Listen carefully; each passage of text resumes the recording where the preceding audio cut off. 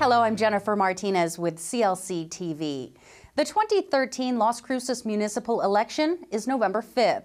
For those of you that live in Council District 3, 5, or 6, you'll have the opportunity to exercise your right to vote by selecting a city councilor to represent you. The city, in conjunction with the League of Women Voters, has already brought you a live public candidate forum. But in this special edition of Ask-The, we'll get a little more personal as we sit down with the candidates from each district, including the 2 recently added candidates with all new questions in a private setting. Acting as moderator is Bonnie Byrne. Thank you, Jennifer. My name is Bonnie Byrne, and I am going to moderate this special edition of Ask-The. Today we're asking the candidates for District 3, Olga, Pedroza, and Courtney, to answer questions in anticipation of the November 5 election. First, I'd like to go over the ground rules. We're going to have a minute to introduce yourself, a minute and a half to respond, and we ask during your response that you talk about the issue the way you would handle it, and then we will have a minute for wrap-up. So let's introduce ourselves. I'll start with you since you're so close to me. Thank you. Hello, Las Cruces. My name is Courtney, and I have been married for 28 years, and 21 of those years we have lived in Las Cruces. My husband works as an electrical engineer, and I have 3 kids, and one of them just graduated from the University of New Mexico, or the one here in town, and the other 2 are in college. And so I've enjoyed living in Las Cruces, and I wanted to pursue representative government. Our council has all unresponsive to the people. As the meetings I have been to, it looks like that they should listen more. And so that's my goal. I want to be serve the community and pursue certain priorities like what the people want. I've heard lately since I started that it's water, that it is one of their main issues. Okay, thanks. Thank you. Councilor Pedroza. Yes, my name is Olga Pedroza. I'm the incumbent city councilor for District 3. I've been in Las Cruces going on 24 years. As far as my education is concerned, I have a master's degree in education and also a law degree. I practiced law here in Las Cruces for about 17 years, and then I retired and decided that there's more to living than simply enjoying that sometimes you need to give back, and that one of the ways you can give back is by being on the city council. I have 3 children. One is a nurse, one is a lawyer, and the other is the director of the American Medical Response. I have 6 grandchildren. They are all in Las Cruces schools, and I'm very proud of them. I would love to continue some of the things that I've already started, such as the school gardens. Well, thank you very much. We'll move into the questions now. The very first one is, as a Las Cruces City Councilor, what specific items would you hope to accomplish first for the city and then for your district? Me first? Or? Sure, we'll start with you. Okay, sure. There are a number of things that I've started and I'm very proud of. One of those is that in my district, all but one of the schools have school gardens. And I think that's important because of various reasons. You can teach so much through gardening. You can teach science, math. At one of the schools, they're also going to be teaching history, nutrition, and gardening. The other things that I would like to accomplish is to bring to the city a better way to use our water. I think that water is indeed one of the very important topics that we have to consider. We're not going to be able to make more water. So we need to learn how to conserve it. I've gone to several very important and very instructive lectures on it. In Santa Fe, I was at the Water Law Conference for about 2 days. And then just more recently, I attended a lecture, I believe it was on an email from you, about the water use of the salt cedar. And the gentleman who delivered the lecture gave us statistics about how you can actually get rid of the salt cedar to release more water into the aquifers, which will be very, very good for our city. Ms. Courtney? Okay, great. I've been talking to the people in my district, and it's an older district, and it has families, and their median income is not way up there. And so I think that I will definitely pursue not raising taxes.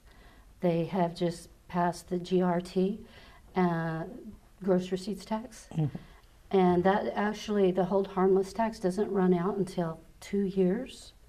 And so I think that taxation increases the government in their power and their control and their wealth, and decreases the freedom that the people have.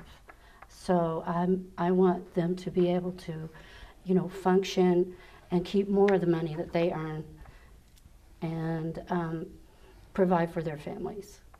And, raising kids is pretty expensive. And I do believe that water is important too, just because that's what I've been hearing. We've been in a drought. We need to make a plan, make it a priority, and pursue it now before problems arise, before we run out of water. Okay. All right. I'm going to start the next question with you, Bev. Okay. If the increase in gross receipts tax were not enacted, what specific ideas do you have for, 1, increasing revenues to replace the whole harmless revenues, and 2, what specific services would you eliminate to make up for the lost revenue? Well, specifically, if you have a family budget and you're spending more than you take in, you have to cut your budget. And you have to cut it all across the board. Everybody needs to cut out the amenities, something. So that would be the first thing. We do have 2 years to look at it, to downsize. I'm pretty sure that there's 420 pages in our budget, in the city budget, and just across the board cut it. And people are going on furlough. Some people are living on minimum wage. They have to cut back. I mean, everybody has to cut back. Maybe you have to drive less. My kids ride bicycles to school because they figured out gasoline is expensive. So, not having an intimate knowledge of that budget, we just have to look at it and do it fairly, of course. And what was the last part? Well, there are 2 parts. One is how would you increase revenues, and then the second part deals with specific city services that could be cut. I can't tell you about the city services. I'd have to look at it. We have our public transportation. I think it's important, but however, you hardly ever see anybody on the buses. I'm pretty sure that they can make everything more efficient. Okay. Do you need the question repeated? No, I don't. Okay. I think that your first question is very, very difficult because I don't see any place to get an increase in gross receipts or increasing revenues. One of the things that I've learned about the city government is that despite the fact that the city gets funds from different places, you apply for grants, there's flood control money, all of those monies have to be used for the purpose for which they're there. Right. You cannot say take flood money and use it to pave the streets. You cannot take a grant for affordable housing and use it for parks and recreation. Services like parks and recreation, like paving the streets, like the police department, the fire department, all are funded from gross receipts tax. And although it's true that the hold harmless is not going to begin to be eliminated until 2 years from now, we have been downsizing our services for quite a while.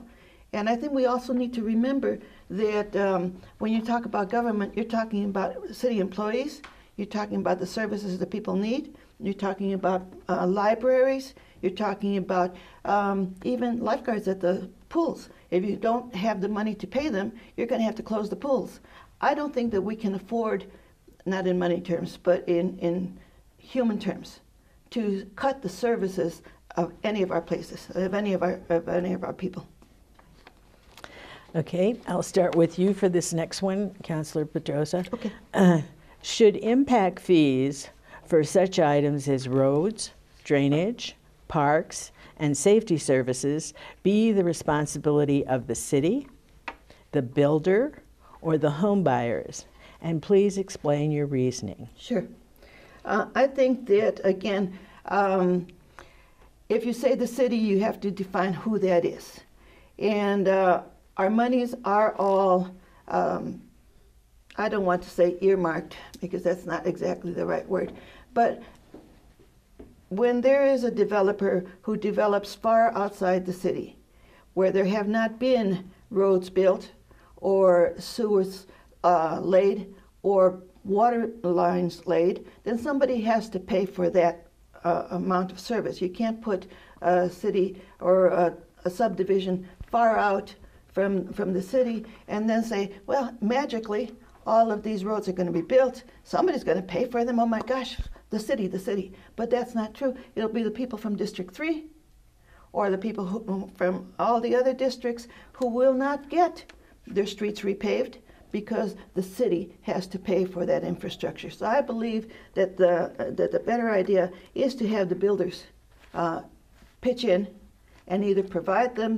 themselves or put at least a part of it in, because otherwise the burden falls on the residents in the older neighborhoods like District 3. All right. Ms. Courtney? Well, this is something that's been going on for a long time. I don't see any reason to reinvent the wheel. We could go look and see what other cities are doing and what traditionally the Las Cruces itself has done and see what works and copy their model. It makes sense, just without having a lot of knowledge about it, that everybody would share certain aspects of that. I know that if you put in a new house, there's plumbing, there's electricity. Traditionally, the city will take care of the plumbing to the meter, and then from the meter to the house, it belongs to the builder, and they incorporate that into the cost and pass it on to the whoever purchases the house at the retail value. I don't see why it's even an issue. So that's my answer. Okay. I'm going to start the next question with you. Okay. Would you support a minimum wage for Las Cruces to help build a sustainable job base? Repeat the first part, please. Would you support a minimum wage for Las Cruces to help build a sustainable job base? No, because I have listened to the counsel of my business partners in the community, and they are working, trying to make a profit. And if you hinder their ability to make a profit, you're either going to run them out of business, or they're going to hire part-time employees or no employees, and they're going to have to cut back. Whereas if you let the market drive it, then the market rewards good work ethics, good skills, and that encourages and inspires people that are at entry-level jobs to do better for themselves. Typically, the entry-level jobs are teenagers, and it's kind of not the case anymore. But I'm all into letting them have free enterprise. Okay. Olga? Thank you. Yes, minimum wage is a topic that has been here in the country since the New Deal, 1938. It was enacted, and at that time, It was enacted to enable people to earn enough to support their families. We know that in the time since 1938 to now, in real terms, in real money terms, the amount of money that people, the minimum wage has decreased. It may have increased a little bit, from time to time, but the buying power of that minimum wage has decreased.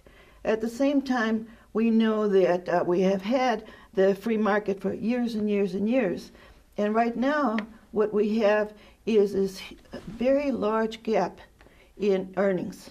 The people in the top 1% of the wages earn, and this is astounding, but something like $54,000 per hour. The CEOs and those people, and the minimum wage is, I believe, at $7.50. So the gap is humongous. If we want our economy to prosper, if we want people, 99% of the people, to have money to buy those things that turn the wheels of the economy, we have to increase the minimum wage. So yes, I would definitely be in favor of increasing the minimum wage. Okay, I'm going to start the next question with you, Councilor Pedroza. What do you think could be done to enhance the downtown area and to attract more residents to that area? Okay. I think that we've got a couple of things already in the works. For instance, the building, the apartments right next to the Las Cruces Sun News, those are going to be very, very attractive to a lot of people. I also heard, I believe it was Councilor Silva, at one point suggest something that made a lot of sense to me, and that was to ask Doña Ana Community College, to possibly put a branch downtown. We already have one school downtown, the School of the Americas, but increasing that with a branch of the Doña Ana Community College would also bring a lot of residents, a lot of young people, and these are the people who would then have more to do with restaurants and so on. I want to call them lofts, but I don't know if they're lofts or not. The apartments next to the Sun News will be a specific thing that will raise it. If we could encourage Doña Ana College to do the same thing, that would be good. And then the other thing that I think is also going to have a real good effect is the multimodal transportation center. Once that opens, plus right across the street from that is the La Clínica de Familia. In the old hospital, they are going to be building a huge clinic which will be connected to transportation and will certainly bring new life to the downtown. Oh, thank you. Do you need for me to repeat the question? No, I think those are great ideas. I like the farmers market. Anything that you put downtown is going to attract people. You should encourage businesses that probably don't necessarily compete with farmers market, and if you encourage businesses and help them be successful, and that's going to bring people and prosperity. And I don't know about the transportation. If it's affordable and effective, that's great too. And that's okay. Next one is for you. What would you do to support Las Cruces as a tourist destination? Well, let's see. I wouldn't want to be like all the cities all around us, where you drive in and you see strip clubs and places like Whiskey Dick's. You have to put in kinds of places that would attract people, right? So we've got the wine festivals, and we got race cars, and I think that we can use some creativity. Clean, family-oriented would be good. I'd have to look into it because I've heard some people that have great ideas, and I would definitely take their counsel and advice. Okay, Councilor Pedroza, do you need for me to repeat the question? No, that's not quite all right. I think that one of the things that attracts tourists are pleasant services, such as beautiful parks, swimming pools, tennis courts, that sort of thing. And in addition, you should know, Bonnie, that I've been working with a lot of people, including both on the Doñana County Commission and their staff at Doñana County, and the city staff and the city council, on what's called the HUD Sustainability Grant. We're planning things. We're planning to make the whole corridor, the area about, I think it's a couple of miles on either side of the river, to be a corridor to attract people. We're looking to see what the strengths of each town in that area, in that corridor are. Are there wineries? Are there flowers? Are there artists? What is it that attracts people, and build those up? So we're going to do that. And certainly we need to keep our services, because without our services, our city, and that ties back to the other question that you had asked before about the GRT taxes. Great. Okay, now we'll start with you, Okay. Councilor Pedroza. Animal welfare and adoption are among the important issues for our city. Tell us your views for controlling the volume of animals coming into our shelter. Bonnie, you've hit on one of the hardest questions that yesterday we had a joint meeting with the Doñana County Commissioners. We had to leave after 3.5 hours because we had meetings here at City Hall, and they were not finished.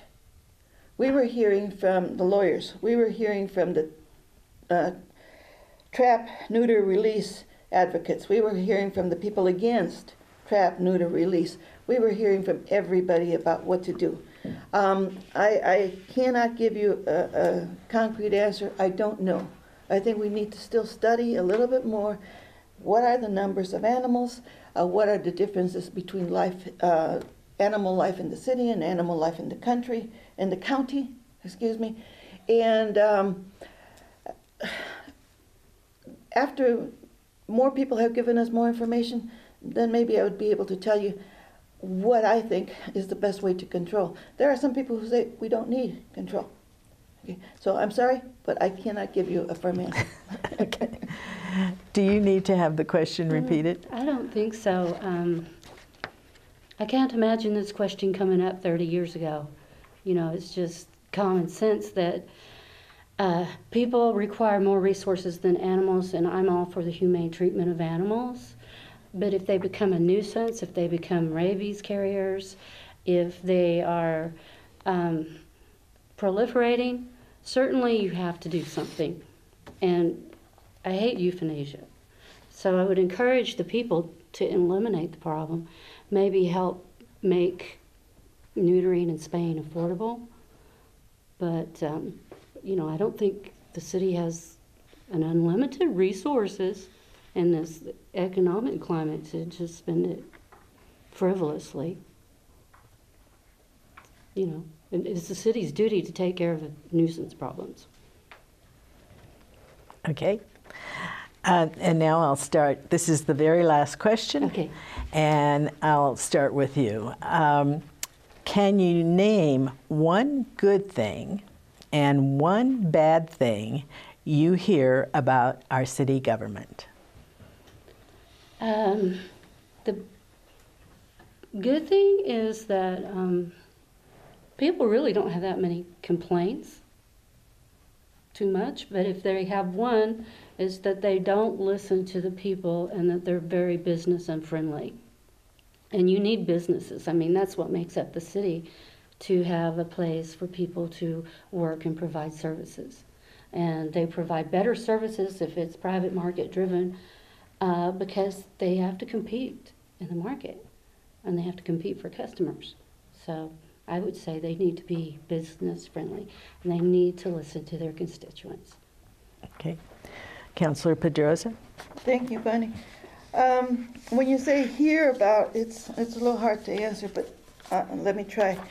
One good thing that I hear people say about the city government is that the city government is reaching more out to people to involve them in decision making. For instance, we have many more public hearings. We have many more charrettes. The whole downtown and the El Paseo corridor were designed with a lot of public participation and input. So I think that that is really good. Definitely the bad thing I hear is people do not understand the tax increase on the GRT, and I think that that is bad, but I believe that if they understood exactly why it is necessary, then it would not be seen as a bad thing. Okay. Well, I want to thank both of you. This concludes our question and answer period, and now we give each of you a turn to wrap up. And since you started in the beginning, I'm going to move to Councilor Pedroza first. Sure. I remember 4 years ago when I was elected to this position, I didn't know very much about city government. So I made a point to make appointments with every single department in the city government. I went to visit the police. I went to visit the firemen. I went to visit the Meals on Wheels. I went to visit the senior centers.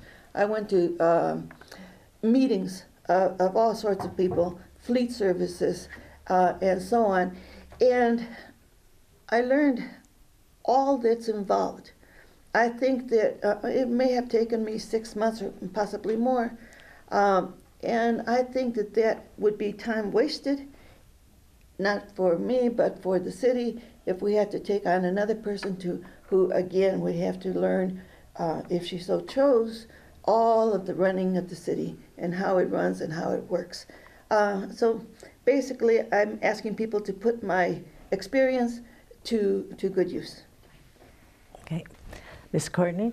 Thank you. I have wanted to become involved in city politics because I have found the bureaucracy to be very burdensome, and so the same I've heard from my business friends. And even when I was trying to get on the ballot, it turns out the rules were just bureaucratic rules and actually didn't even line up with the statutes. And so I am a firearms instructor. I teach the New Mexico concealed carry class and other things. And I couldn't take part in the fiesta because even though there's no rule against firearms, the city made rules and they've excluded me and any other gun owner in this community. And they didn't do it openly. It's just when you want to go participate, you find out they have all these little rules that don't let you participate if they don't happen to agree with what you do. Now, that's not representative government, and I just want to be more open. Okay. Well, thank you very much for participating in Ask the, and we are asking the candidates from District 3, Beverly Courtney and Olga Pedroza, and now it's back to you, Jennifer. Thank you very much. Thank you, Bonnie. If you wish to watch the other district candidate forums, just go to CLCTV.com or tune into Comcast Channel 20. That's where all forums can be viewed up until Election Day. Remember, Election Day is Tuesday, November 5th, and registered voters can cast ballots at any voting convenience center located throughout the city. Here is a list of locations. You can also go to las-cruces.org to view all voting locations. Also, early voting at City Hall will go on until Saturday, November 2nd. If you are not a registered voter in District 3, 5, or 6, you will still have the opportunity to vote for Municipal Judge, which is a citywide election. Also, go to CLCTV.com or tune into CLC-TV on election night for up-to-the-minute election results. Thank you for joining us. I'm Jennifer Martinez.